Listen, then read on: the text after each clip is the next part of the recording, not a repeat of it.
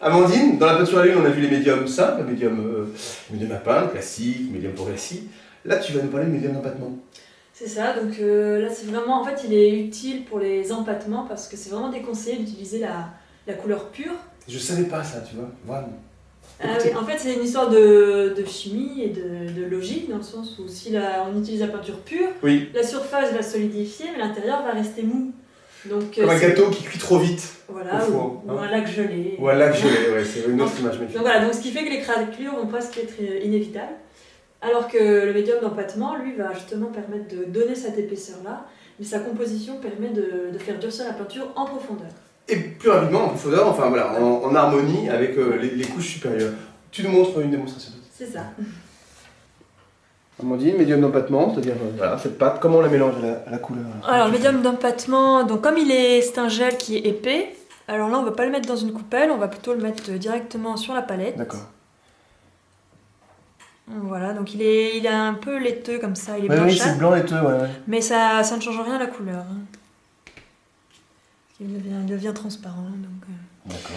Et donc là, on va faire comme pour les autres médiums, c'est-à-dire qu'on va d'abord appliquer la couleur pure, on va pouvoir comparer comme ça. D'accord. Alors là, effectivement, on voit qu'elle s'étale, elle a la difficulté à s'étaler, elle est pâteuse, mais en même temps, elle est très... Râpeuse en fait, on dit rêche, voilà, tu vois, un petit peu rêche, ouais. Voilà. Sur le support, on voit ça. Ok. Voilà, et donc là, si je veux vraiment travailler en empattement, dans ce cas, je vais prendre ma peinture, je vais prendre du médium,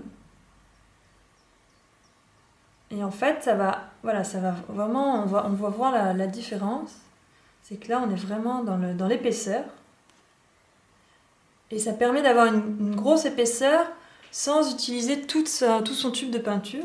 Et c'est aussi plus sain dans le sens où la peinture va pouvoir, risqué, c'est ça, va pouvoir durcir en profondeur. Parce que utiliser la peinture pure telle qu'elle sort du tube en empattement, c'est vraiment déconseillé pour la peinture à l'huile. Ça risque de craquer, c'est ça? Ça va craquer parce que la surface va se durcir et l'intérieur va rester mou. Ouais. Donc c'est vraiment contre-indiqué. Donc on voit les traces. On voit les traces. Alors si par exemple je prends directement un couteau à peindre, là ça va être encore plus flagrant. Voilà. T'es un peu... Voilà, là on peut y aller. Tu mélanges directement dessus. Voilà, là on va pas faire le mélange sur la palette, on va faire le mélange sur le support. D'accord. Et là on peut y aller.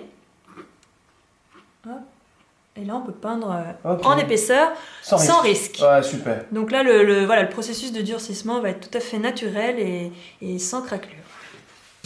Bon, on va pas en parler pendant des heures, super facile à utiliser. C'est très facile à utiliser, c'est très simple et rapide et très efficace. Et très efficace. À vous maintenant.